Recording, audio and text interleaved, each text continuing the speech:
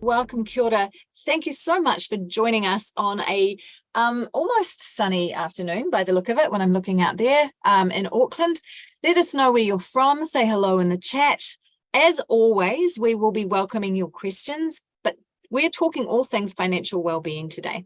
And I just want to talk about the wonderful David Cunningham.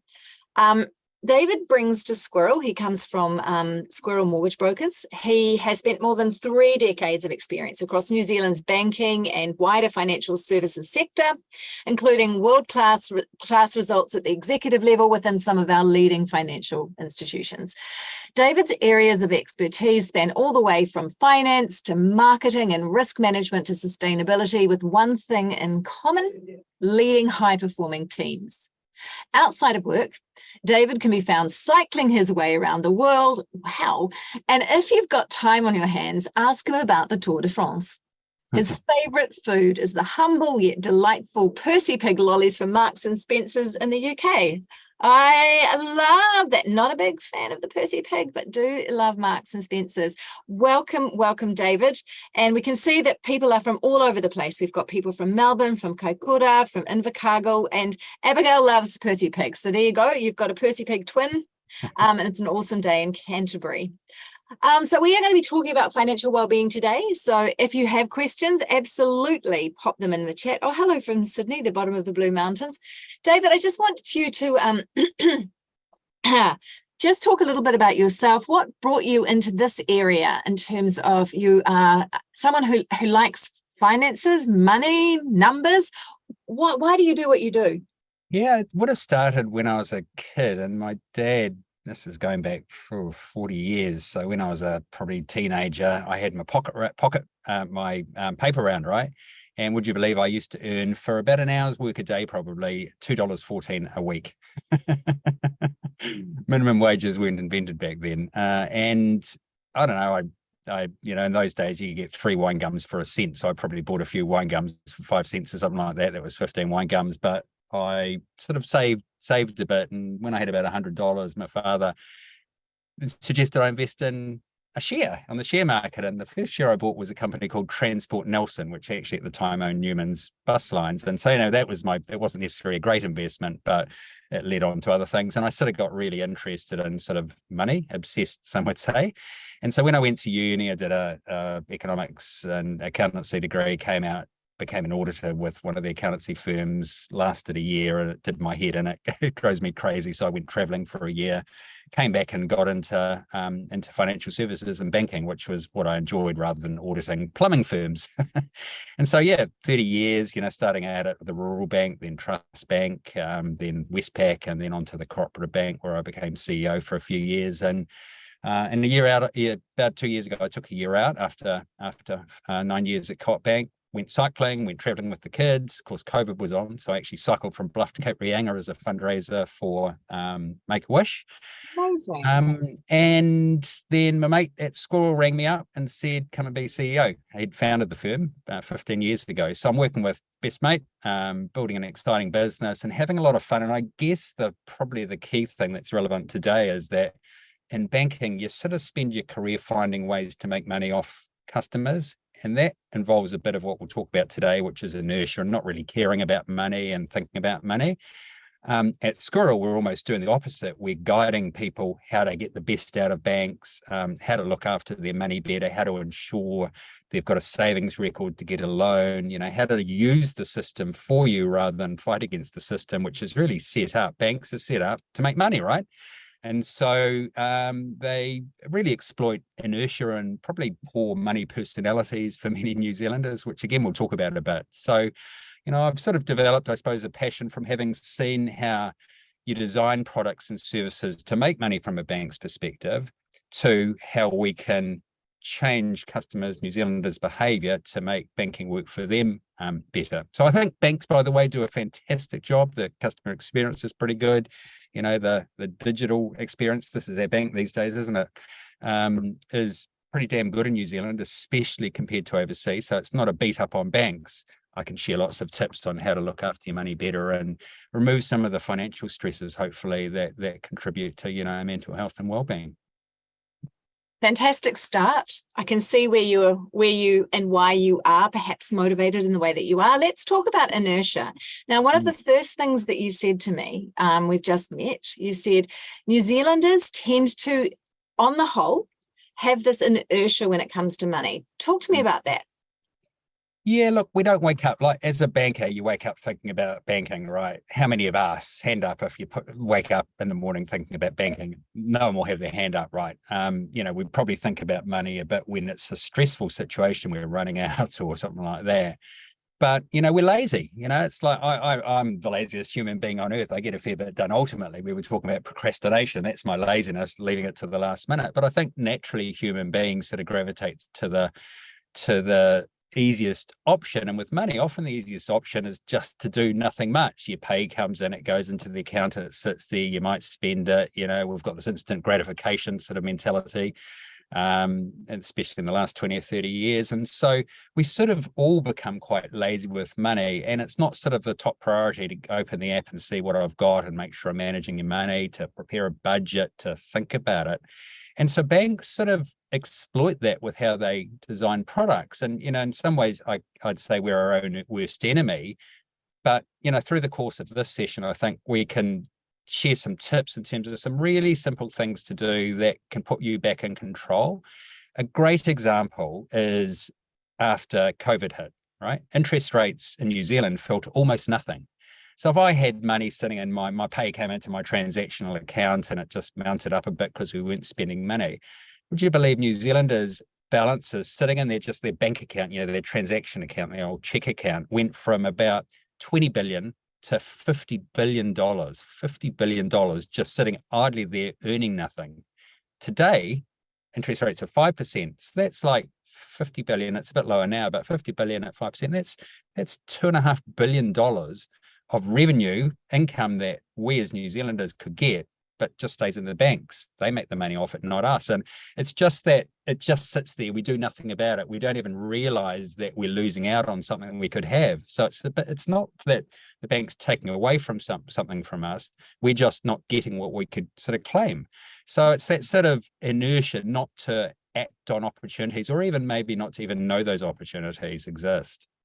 We have a lot of Australians on the call, so we're talking about New Zealand. Is this something that we would also see as, are Australians as inert as we are?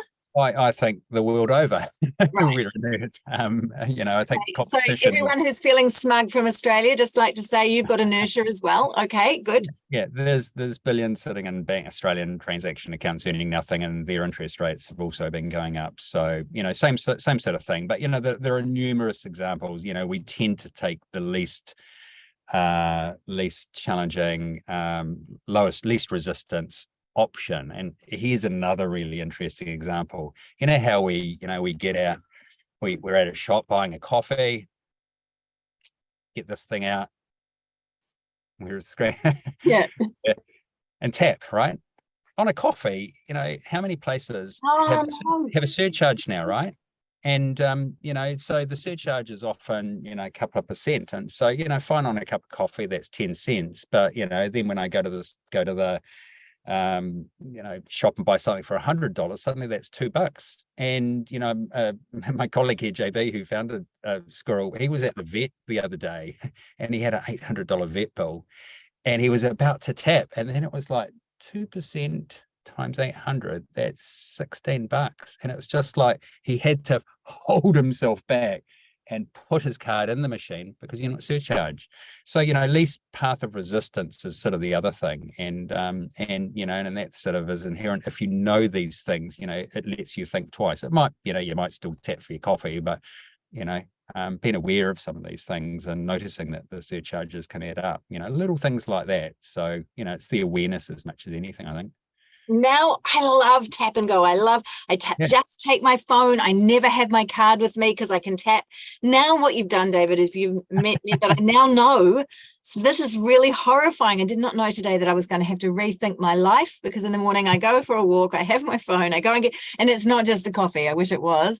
It's a coffee and it's a brioche, and sometimes it's a smoothie, and I do tap. So thanks. That's something I hadn't thought about. And I think that you're right. I think that as an aside, in Australia, they've got that sorted, so surcharges can exist, but you know, Okay. your type things tend to be the same price as a dip, as they're called, transaction. Yeah, interesting. Hey, well, that's not fair. How come we're not the same? That feels like we need to put that out. Yeah, I think we need a banking inquiry. That sounds like, okay, all You right, don't. everyone, you heard it here first. We need a banking inquiry. What I'm hearing you say really is that we are almost, for some of us, and I will say I'm like that, we're almost deliberately not looking and thinking about these things. To me, I don't love thinking about money. I mean, I know that's a luxury, I guess, that I am in a partnership. We don't earn huge money, but we earn enough. And so I don't think about money, but my partner thinks about the money in the household. And we have a lot of discussions about that. So often in a partnership, you've got one person who's literally looking at the bank account and the other person, in my case it's me, going, it's just annoying to me that you're talking about that. There is some avoidance, I think, that goes on because it makes us feel uncomfortable. And we talked about the fact that money earlier, that money, sometimes the way we feel about it is often about how it was modeled when we were younger. And I think in New Zealand and Australia is that we don't talk about money. You know, it's a weird thing that talking about money feels uncomfortable when you're not in a class society. We're trying to be we come from that idea of getting away from the English class system. So money is very strange. It feels uncomfortable and almost gauche, for my generation at least, to talk about money. So how do we change some of these attitudes? Yeah, well, first thing, you've just described my relationship with my wife in terms of her money attitude and my money sort of attitude. It's like, just stop talking about this stuff. And you know, part of it is an upbringing thing too, just sort of deviating it. But you know, she grew up in a poverty sort of stricken household down in Port Chalmers, and you know, it was almost like as she broke out from that, got a qualification, and you know, did well in the world and had money, she didn't want to have her family and experiencing what she had, where you know, having a meal on the table at night could be a challenge, having a bus fare to get to school could be a challenge, and so on. And so, you know, the money personalities, you know, are often driven by the life experience we've had. She doesn't want to feel like she's got to worry about every last dollar. Luckily, I rein it in and pay off a credit card. Yeah, but sorry, a bit of a deviation there, but it does highlight that your upbringing can have a big influence on your attitude to money. Can you just say the question you asked again? Yeah, so I was just talking about how we overcome that. So we know that for some people, it's in us, and sometimes from the science, from the psychology of humans, we know a lot of the way that we think about the world comes from our past.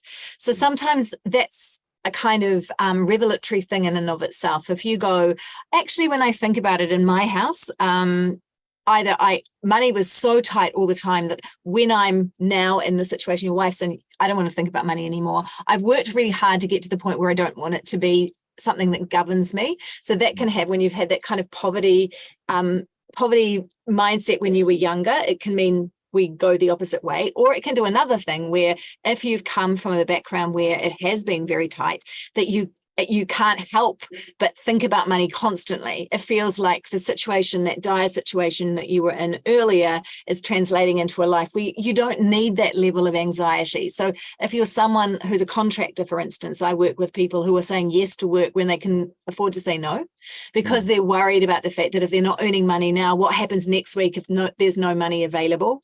So they'll say yes to everything and work themselves to the point where they're not enjoying their lives. Yeah. So how do you approach the idea of getting people to think about money differently so it's not making them feel uncomfortable, moving away from inertia, or sometimes it's actually deliberately going, this feels really uncomfortable, so I'm not doing it, which we would call avoidance. So you've got inertia and avoidance. What do you do to make sure that people start to think about things differently? How do you talk about it to make people think in a different way? Yeah, look, I think having a goal is really powerful, and it could be just a simple thing like, you know, starting out, making sure you're enrolled in KiwiSaver, because the adrenaline rush when you get your statement after a year and suddenly there's $8,000 there. It's like, wow, how did that happen? I remember having that conversation with my older daughter, and she was just blown away how this stuff just grows and it grows. And it's sort of like setting a few simple goals where you get that reward factor. Because if you think about society today, there's so much instant gratification. Buy now, pay later. Get those shoes today, not tomorrow. And yet, you get that instant gratification, but is that as satisfying as saying, I'll save and spend that money when I've got it. And then the satisfaction of both having the shoes and having done the things to, be able to pay for it out of my bank account, as opposed to pay for it. And then I've got the pain of, paying off the buy now, pay later loan or the credit card or whatever it is. So, having a goal to do something. I'm saving for a holiday, and it might be a balance, save a bit and put a bit on the credit card, but it's having a goal, something to work towards. So, KiwiSaver or saving your deposit for a house is really motivating. So young people can become amazingly with money, is my observation, once they've set their heart on buying a house, because they know they're not going to get that unless they save and think about where their dollars are going. And then when they have their house, they've got a big mortgage, so they don't have the money anyway. So, the constraint sort of appears. So one of them's a self-imposed constraint. I need to spend less and save for something. The other one is a sort of a life choice based constraint. I've now got a mortgage and and I have to be wiser with my money. And so I suppose give yourself some boundaries and some goals, so as you get the satisfaction from achieving the goal, and the constraint of having to live within your means or whatever is a good thing. So I'm not the sort of fun police saying, don't do things that give you pleasure, because that's really important too. I've seen people that get so obsessed with sticking to their budget that they forget that life's here to live. Yes. And I think that's really important. So there's a balance in terms of well-being, of having fun, and all the stuff Groov talks about a lot. Satisfaction and pleasure out of life, because there's no point in dying with $1 million in the bank, sort of thing. It's like life's here to live, which is sort of how I approach life. And Anika says, Anika says, I feel really uncomfortable if I'm not in control of the money in the budget. And I know that one of the things with financial well-being is control over day-to-day finances actually is something that can really feed that feeling of feeling, or it's a necessary component actually of financial well-being. And we know that tracking your money can reduce anxiety if you're aware. And I am not a tracker. So I know that if you're feeling anxious about money, sometimes knowing where your money goes, I know, is part of taking back control, but also noticing how you feel about your finances. So Annika's saying, actually, I find it exciting to research. Like, it's feeding something in Annika going, this is fun. I think about it and it's feeding me. It's not feeling like something terrible. Interestingly, that's really rare. and there's really strong evidence of that. So I don't know, over the last 10 or 20 years, there have been lots of apps and things like that let you track your money. And in fact, many banks, have around the world have built in that as core functionality. So you just, open a screen and it shows you where all your money's gone, this much on electricity, this much on coffees, and those categorizations of all your money you're spending. And now we don't really use cash. It's all, FPOS. So you can see those, you can see where you spent it. And an example is about 6 or 8 years ago, Kiwi Bank built that or used some functionality and built that into their banking app. They gave up after 2 years because no one used it. And yet all the hard work was done and hardly anyone used it. So they gave up on it and so on. And so, it's again that even when it's gifted to you on a plate, we don't sort of often grab that stuff. So, that's why I say, putting some boundaries that are right for you out there, I think is the key, setting some little goals, and maybe there's a few behavioral sort of things, but do something that's right for you, not the app that the bank composes. For some people that's awesome, but for most of us, the evidence was that 99% of us took no interest, even though it was available. It's something really simple. Yeah. So my kid has changed their life actually with with an app. trying to get their first house and they live in California. And one of the things they said, they're tracking their money, which they know, and you go, oh my goodness, I'm spending a lot of money. If you don't know where you're spending your money, then it's hard to change things. But also it's working towards the goals. And I think that's right, David. Like if you're really motivated to go, I'm saving for a deposit, that feels like something that you're getting the reward for, that you can see it grow. And and what they were able to do, she and her wife were able to go, well, this is where the money's being spent. And it became manageable from this unmanageable, amorphous kind of worry that I'm not able to save for myself, because I know where my money's going. And I know that if I incrementally save, I'm getting there. And that makes sense to me when you've got something that's attached to something that you care about. So the evidence from a goal setting, but also financial well-being, all the evidence is that if you're setting goals around things that matter to you, like you said, a holiday, now that makes sense. If what matters to you is spending time with family, then I think it's easier to be motivated. It's almost like gamifying the way that you have with money. You know, there's an idea of moving towards a reward, and that feels really sensible. So how is it that you get people to even recognize how to start to do things like save towards a goal? Yeah, look, I think one thing is, apps are all very well, to tell you where your money's going, but I'm a fan of writing it down. Do the initial bit of work yourself. One day you might move to an app, but like when I was, had first child, and we had a $500 car. Funny story that a week or two after we got home from hospital, we were visiting a friend, opened the back door of the car, baby in the back seat, and the car door fell off. That was how poor we were. So I went to the wrecker and got a new door for $100, and it was green and the car was red. But anyway, in those days I did a sort of a budget. I knew what the income was, my wife and I, and we, it was simple. We knew what the rates were, the power was, so we wrote those things down. Knew what the income was. We had our budget for the shopping. It was $125 a week for a family of 3, I guess, at that time, maybe 4. 2 little kids in there. And actually the act of taking ownership by writing it down, I think you can opt out very easily from an app that does it for you. When you do the work, you own it. And I think it's the thing, to own it. And it is really hard to write down, to do a budget and stick. But I reckon just writing it down, looking at your bank statement and that, writing it down, my income is this, my regular payments are these, this is how much is left before I do the shopping, just insurance rates and all that stuff.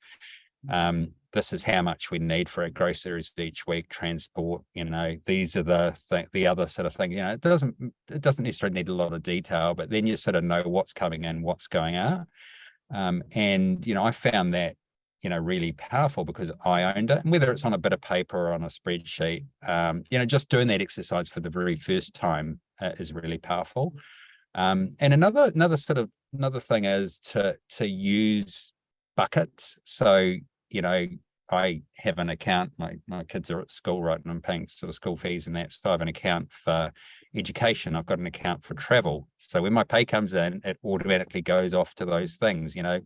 Most people are okay with buckets. So even for you, it's sort of like if you've got, just divert the money before you've even seen it into something that is there with a goal or an outcome. And that's something that many New Zealanders do. And it's so easy to do online these days. You can open the bank account, open the new bucket on your banking app, and just set up an AP to make the money go over as soon as your pay comes in. Little things like that make a big difference because you're separating out the goal-orientated stuff, or the saving to pay for your kids' education or whatever it is. You're separating that away from the play money. So my bank accounts, you can name all your bank accounts. Mine's called Play Money, one of them. That's the what's left over account. There's an education account, there's a holiday account, there's a bike account. Like I said, I cycle lots, so that's to save for repairs to my bike and maybe one day a new bike and trips to cycling tours I've done overseas and things like that. I've got a donations account too.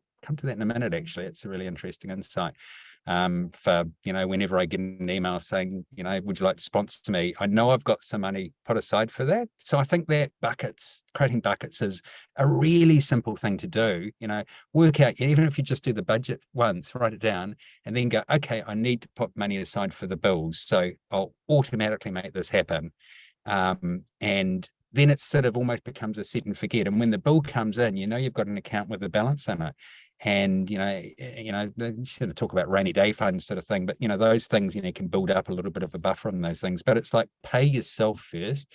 So put your money into KiwiSaver, pay things that you want to achieve, or the things that you're going to have to pay for, pay yourself into a separate account for those. And then what's left? Play money, party time. Wow. And when it runs out, don't buy now, pay later. I think that, look, this makes so much sense to me, and I'm nodding and also feeling a little bit sick. So you're telling me, you're telling me that you have different accounts. So it's not like different pots in one account. It's like you've got an account over here. So you've got how many accounts? I don't know, probably 6 or 8 or something. Wow. Okay. All right. Well, they'll just sit on the banking app, right? So I can see them, I can move money around easily, and I can literally drag and drop money. My kids' bank accounts are on my banking app, so I can sort of give them their pocket money in real time. And one or two of them have got the older one's got an FPOS card that she spends against that account. But it's sort of it's that bucket concept is something many New Zealanders use. And it's made so easy these days with having banking apps where you can open the accounts and transfer money around so easily. That is probably one of the most powerful things anyone can do. And I earn decent money now, but I still do it because it just means I feel in control. And I think that's a big part of financial well-being. When you feel in control, it's not stressing you. When you feel out of control, man, that can impact your mental well-being, your relationships, and your ability to be successful, buying a house or whatever it is. So putting yourself in control by diverting your income as it comes in to the right places is incredibly powerful. Okay, I could do that. And I like it because I think that it makes sense to my brain. It goes in and then it's splintered off before I have to even make that choice. I've set that up. And what I really like about this is part of financial well-being is your ability to absorb a financial shock.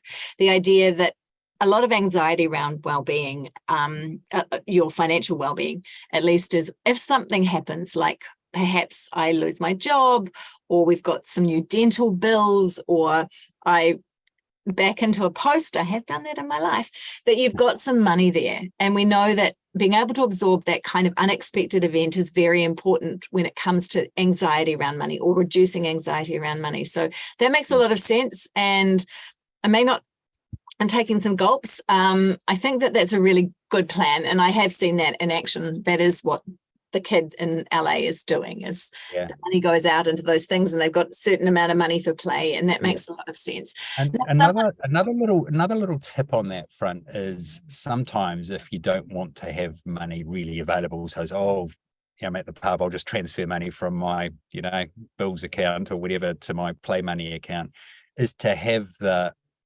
account at a different bank or financial services sort of company like Squirrel, and so divert it off to another bank. So that puts it a little bit further beyond reach. And I think that's quite a good strategy too. When you've got a goal, it can be quite a good idea to quarantine it off somewhere else. It doesn't mean you can't get to it easily, and you can transfer money between banks every, within 2 hours, 365 days a year now. But that again is a little control thing. Have your savings for your first home somewhere that's really a bit further beyond reach. Perfect. Now, someone says, don't you pay monthly account fees on each account? Does that depend on the bank? Most banks will have a account with no account fees. Savings accounts generally don't have them. And you might not be able to pay bills out of them, but you can transfer money between your accounts real time instantly. So savings accounts don't have account fees. Sometimes they'll have transaction fees, but just need to look at sort of your bank, on their websites, they describe the fees and access really simply. But account fees can be a thing of the past. So just if you are paying them, find a bank that doesn't, or find your bank's account that doesn't have them. It used to be the case you'd be $10 a month. Now there'll be a free option at every bank. And we've got, what advice would you give to those without any play money or extra buffer money? It's people that have just basically got enough just to pay the bills. Yeah, I think one observation I have is that look at where you and how you spend your money. And I had a real aha about 3 weeks ago, because, we're in good incomes, my wife, and she works for a charity, but, between us, we have, good household incomes. So we sort of go to the supermarket and I might think a bit more about whether tomatoes are cheap or expensive. She just throws them in the trolley, whether they're Cyclone Gabrielle affected prices or not. But one of her clients had real money issues, she had a disabled child and 2 other kids, solo mother and that, and he was talking to her and said, so when the money runs out, well, what do you do? Or no, I think the question was, why is your child, your 8-year-old at home? And it was like, because I haven't been able to feed him and I don't want to send him to school with no food. And it was like, man, there are lots of New Zealanders in those situations, and, food in schools and things like that are sort of making a difference. But I sort of was pondering that. And when I was at the swimming pool with my kids' swimming lesson on a Saturday, rather than buying expensive ice blocks, magnums at the thing, I said, let's go to the Pack and Save and buy some food for this lady.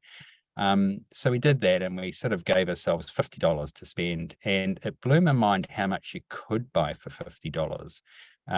Shopping wisely at Pack and Save, the Pam's flour is $2. Is it any different for the Edmonds flour, which is $4.50? And right through the supermarket, I just bought, and I got something like, I think it was something like 35 items for $50, which is sort of like it was 30 years ago when I had a $125 budget a week. And it sort of was really interesting to say, well, am I spending the money as wisely as possible? And just that, it took a while longer to shop, because you're not just going down the aisle throwing everything in. It's like, oh, this is $1.50 and that's at the $3.50, and making considered choices. But the insight for me was that if you look at where you're spending, there may be opportunities. And if I think about even homeowners today, so at Squirrel, we're seeing through our mortgage advisory business, lots of people have had interest rates rise massively, and suddenly, their surplus income is like, it's gone negative. And so tightening the belt, so to speak, doesn't necessarily mean tightening the belt. It's been more disciplined or taking a different approach to things. But sort of back to the question, when there's not enough money coming in, there's no play money account. It's I mean, there's no idle balances and savings accounts or anything like that. I mean, every situation's different, but things like debt, like people might get a personal loan in that situation. It might be a 27% personal loan, and then they get another one, and then the TV blows up, and so they get a sort of interest-free deal from Harvey Norman and so on. And those things can really mount up. And if that situation arises, the best thing to do often is to go to your bank and consolidate it all into one loan, stop taking on any more debt, and just pay it down. You typically get a bit of a better interest rate. Again, that might not be the situation. The other sort of insight I have is there is a lot of government support available. And what Annie finds in her community work is that although she's there working with health issues, what she finds is people aren't aware of the benefits and support they can get from the government. And so she ends up helping people find new houses and getting the benefits they're entitled to. And I think that for me was another real insight, is that probably I would suspect a third or a half of people that could get more support from the community and government don't. So that's a sort of another place to go. There's not in New Zealand really a website you can go that has all that stuff in one place, but I certainly go looking, because there's a lot more available than people are getting, and Annie sees it day in, day out.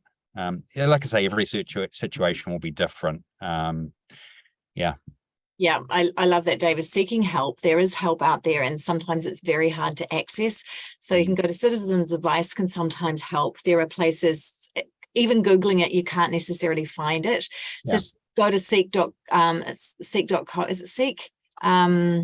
What's it called? I'm trying to think of I'll find it and we'll send it out. There are places that you can go to figure out what you might be entitled to. And you're right, a lot of people don't know. And so I think that one of the things I wanted to talk about it is there's often a lot of shame around money as well. And we don't talk about it. We don't like to ask about these things because it feels shameful. And that does impact our well-being. The idea that we feel like maybe we're not sending our child to school because they can't eat, or we don't want people to know. And I think that one of the things I'd love us to separate out is the idea of economic wealth and self-worth. You know, just because you earn a lot of money doesn't make you a better person. It doesn't make you a more successful and happier person. It certainly helps to be comfortable. And I think that a lot of things happen where we unconsciously or otherwise judge people around money, or we're hiding that. We feel shameful around it, or if we've got into debt, we don't like to seek help because it's admitting that we've done something. So what I would say, if that is you, you know, it can happen to the best of us. And money is not who you are. Money helps us. Having a really good attitude, as David was talking about it, I don't, and I'm really trying to feel better, and it does come from my background. But also, money is not you. And so separating self-worth and financial worth is an important thing and worthwhile doing. One of the questions we're going to ask you, David, is around at what point, I would love to know, at what point do you start trying to make your money work for you? I always felt like you needed, say, $5,000 to invest and never have it. When would you start? Yeah, well, look, number one thing is KiwiSaver. You know, if you're working, you know, just pay yourself first, be a member of KiwiSaver and set that contribution level as high as you can. I think the minimum is 3%, but you can go up to 12%. So, you know, remember, you know, if you're earning $500 a week, you know, 2%, 3% of that's $15, but the $15 mounts up, right? You know, after a year, that's $750. After 10 years, that's 7,500 plus, you know, earnings and so on. And so, you know, you know, just with saving and investing, the secret is time. and I guess if you've got time on your side, you're young, you know, you got 40 years till retirement, you know, the compounding effects. You can take a lot more risk when you're young with your retirement savings as well. You know, young people should be invested in growth funds rather than, you know, over time they'll earn 7 or 8% versus a cash type fund earning 2 or 3% sort of thing. And so KiwiSaver is absolutely awesome. It's a sort of it's been brilliantly designed to get New Zealanders on board. You never see the money. It just, you know, goes off to the KiwiSaver provider. Your employer contributes too, so you're getting double whammy, and then the government gives you $500 a year on top of that. So it is gold. KiwiSaver is brilliant. If you're not employed and you've got the ability to, even putting a little bit aside there is worthwhile. If you put $1,000 in, you'll get $500 from the government, even if you're not working. So that's the sort of first thing. The second thing is, these days you can earn reasonable interest, and interest rates quite high at the moment, even on small balances. And again, it's that frequency of making a deposit. If you just put $20 a week in, after a year, that's $1,000, right? It's just set and forget. You know, set something up so as it automatically happens. And, you know, most banks now in a savings account, you can earn maybe 4%, you know, so there are rates sort of 4 to 5% available these days. So, you know, you'll get a bit on the top, but probably more importantly, it's just the habit of putting the money away. Start small, and just time looks after things. So that's probably the sort of key tip there. Yeah. I'm listening. My husband will be thrilled. Everything you're saying is what he's been telling me forever. Luckily, we have different skill sets and we do operate as a partnership. But I know that sometimes life comes at you. Paula says, a recent life change has made me a sole income earner with a mortgage, but high equity in my home. How can ordinary people know what risks to take with respect to their major asset? For example, reinvest equity in new build property. With more working years behind than in front, I experience a lot of anxiety.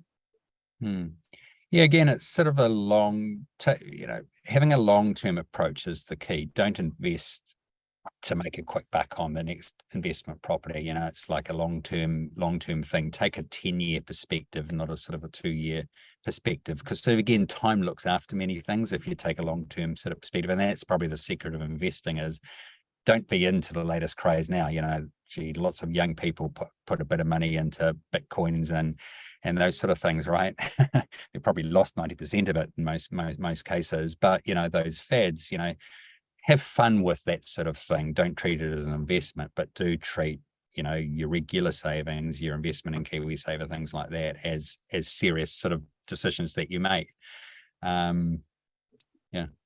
Well done. That you answered that beautifully. Yeah. Now, So in terms of, if you've got, thinking about investment property and things like that, again, all I'd say is take a long-term perspective, get good advice. I would sort of say mortgage brokers are really good to use in those situations because they're really experienced in that situation. So, seek advice, and mortgage brokers are sort of free for the customer. And so it's a good place to start, actually, if you want sort of advice on that sort of thing. Banks don't really give advice on that stuff these days. But financial advice is sensible if you're feeling anxious about anything. I think getting somebody that is trusted. No charlatans, no Bitcoin, absolutely no Bitcoin. That's okay. It's okay to have a bit of fun, right? Like, say, I'm going to buy $100 of Bitcoin or whatever it is. Yeah, no, if you've got money, yeah. Okay, if you've got money to throw away, you can do what you like. But I've seen people burnt, and my old role in law, I saw some people lose a lot of stuff. So I'm going, if it's think about that high risk thing. If it seems too good to be true, probably is. Yeah. My other thing was I wanted to ask you while we have you, is you talked about you have twins, and you said they've got different money personalities. I am fascinated. Tell me. Man, people are extremely different. So they're 10-year-olds, twins. Fraternal, I think is the word, isn't it? They're not identical, and certainly their money personalities aren't. In fact, their life personalities aren't really either. One's sort of very extroverted and so on. The other one's sort of perhaps more introverted thinking sort of thing. One's very disciplined. So that flows through to the money sort of thing. So Sam he has his job list. He religiously ticks it off. I'm in Auckland at the moment, and he's down in Wellington. But 2 nights ago, going through his job list at night, it was like he has do maths, and so he gets 30 cents towards his daily sort of allowance, whatever it is, pocket money for doing maths things. So he's doing long division in his sort of textbook, and he'll get his whatever it is, $10 or $12 or whatever at the end of the week. He'll tick it off every day. At the end of the week, he gets his $10, and he'll save towards something. So the big thing he bought was a new scooter, a push sort of scooter sort of thing, not an electric one. And he saved, 2 months. But he also did this deal with me. So this is how his mind's working. He did this deal with me. So, Dad, if I save $200, will you pay the last $79? And it's like, how could you deny a 10-year-old that, just because he even had that thought process? If I do this, then, you'll reward me, sort of thing. And anyway, so he got a scooter. Charlie, on the other hand, can't get him to do a job list for more than 1 day. When he does something, he might clean the car or whatever, he gets $10 or something like that. Give it to him, and it's gone within a day. And he'll go and buy dumb stuff, which he'll lose interest in within a few hours, often give it to someone else or throw it away or whatever it is. And it's just like his bank balance is always zero, give or take a few cents. My daughter, by the way, who's 12, a couple of years older, is sort of halfway in between. So, it just highlights in a family, got two extremes and one in the middle and so on. And that's just life. And so try and teach Harry about writing a budget down, which I've been talking about, write down what you spend. I can't imagine he'll ever do that in his life. So he needs to marry someone like your husband, or, the female version maybe, or whatever. Yeah. And, so maybe that's the partnership thing. It's probably healthy to have different money personalities in your house. So, it might frustrate you and your husband, but actually that's probably really healthy for the diversity that it sort of brings. And, maybe there might be 1 or 2 tough words at times, but, that's probably healthy, dealing with life sort of interesting insights. Yeah. I really like that. I know that for some people who are the person that does look after the money, it can feel like a stress and a responsibility. So I also am aware that I do have some responsibility here, even though part of me just wants to run away and hide. And for years in our early marriage, we'd be talking about money. And the moment he brought it up, I would be really horrible, because I didn't want to think about it. And so I guess if I'm going to own some of my attitudes around money, it's that if I let someone else take care of it, that's not fair. So I am trying to be a lot better with that, and think about things more. But I will never write it down, David. I know I won't, but I'll try to be aware of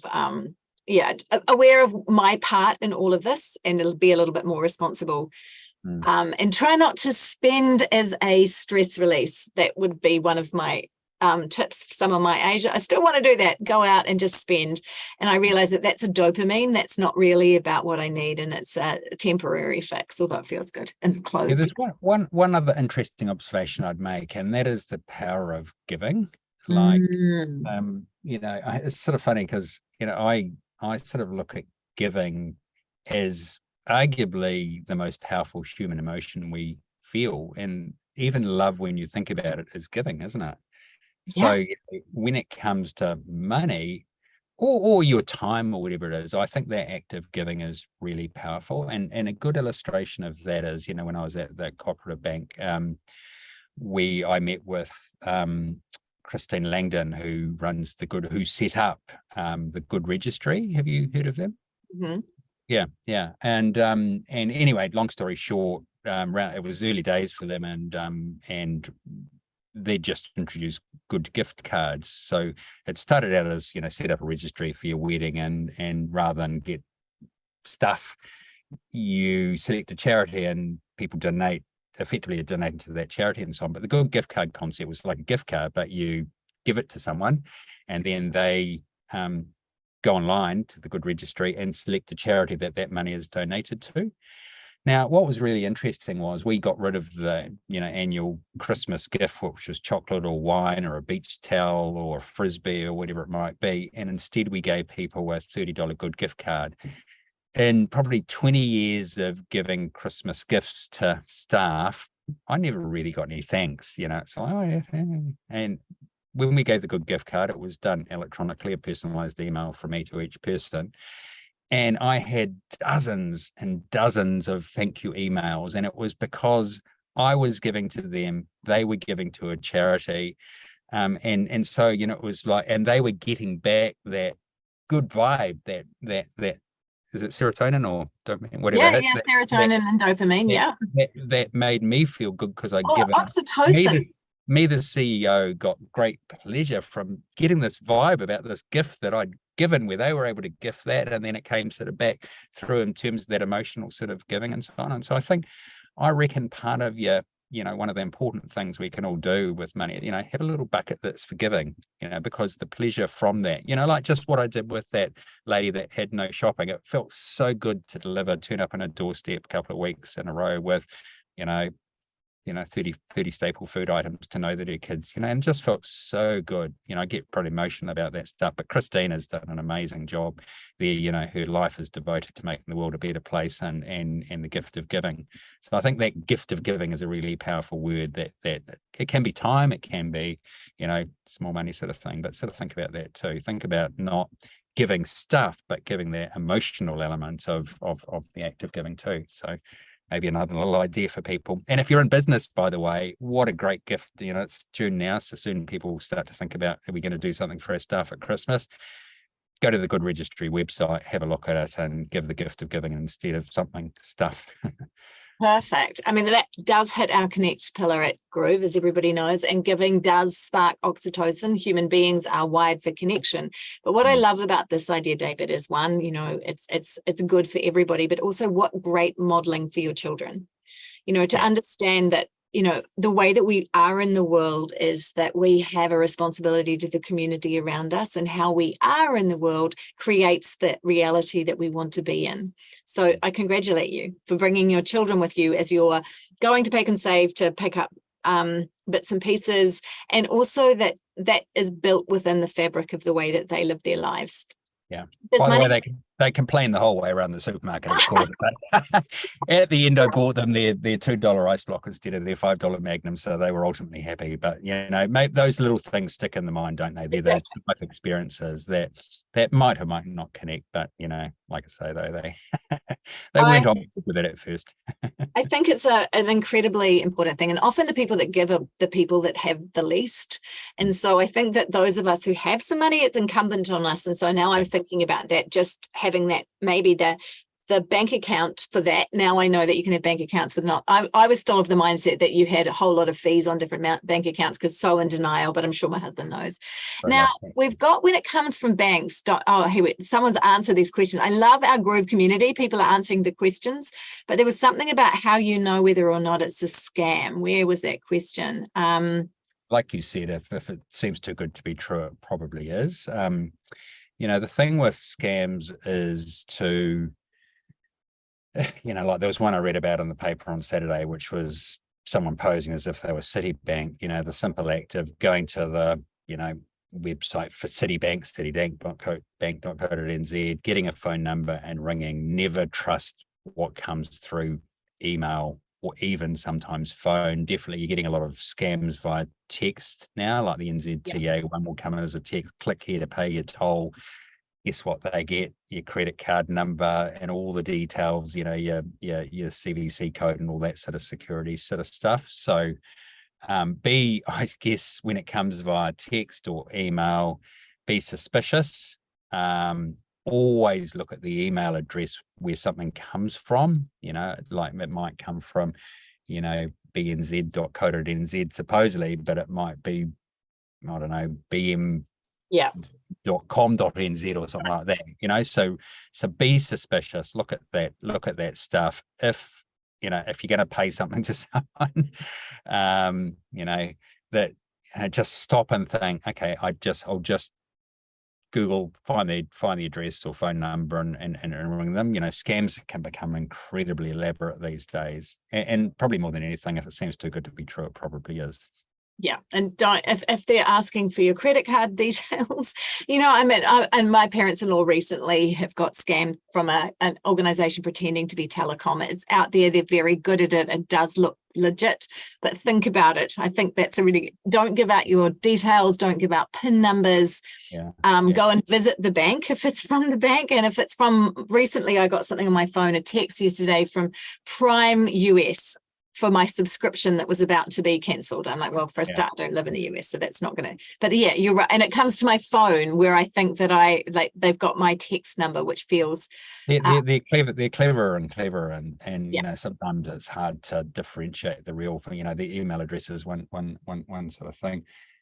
Probably a really interesting insight is, the dark web people might have heard of, but these criminals, they're actually running a business. That's their view of the world, right? And I remember when I was at the Co-op Bank, we had this attack on our credit card sort of thing, and you could see it start at 9 a.m. on a Monday, Paris time, and finish at 5 o'clock on each workday, and start again at 9 o'clock and finish at 5 and so on. And apparently some of these sort of scammers, ones doing ransomware and all that, they run net promoter scores like a business would. So they're very much run as businesses. They don't really see the human element. So, it's our obligation. They're running a business in their eyes, and so they're never going to go away, but be suspicious, I suppose, is the thing. But, don't wreck your life being overly suspicious either. There's a balance in everything, right? Yeah, just exactly. Go with your gut and take a beat, which is very important for me to remember in my life. So I'm going to summarize the things that I've learned today, David. I've learned that when you have buckets with separate accounts within your own one big bank account, there can be separate little accounts. And if the money comes in, then it goes out. I've got $20 going over here. I've got $6,000 going over here. 6,000, I wish. $600 going over here, and some $50 over here. And then we know how much we're spending on our play. We know how much we might be spending on our gifting, and we know how much money that's going in to pay the mortgage. That's actually quite an efficient way of controlling your money in a way that feels a lot easier for those of us who are laissez-faire about these things, that actually don't want to be thinking about it all the time. So I love that.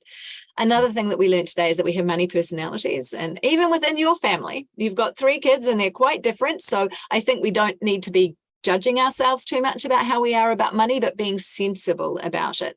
We've learned a little bit about scams. If it's too good to be true, don't go there. It's okay to ask for advice. David, tell me a little bit about Squirrel. We've got a couple of minutes. So what does Squirrel do?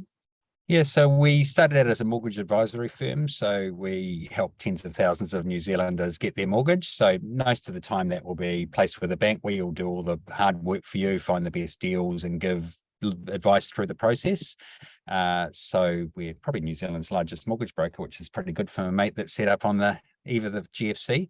And in the last few years, we've established a sort of a saving and investment business where we do loans to customers where the bank can't help them. So they're not necessarily bad loans, they're just more complex and so on. And so people can invest in our savings account or term investments, which are secured by residential mortgages. So that's sort of the bit where I guess we're giving a better deal than banks and managing things the way, sort of banks do.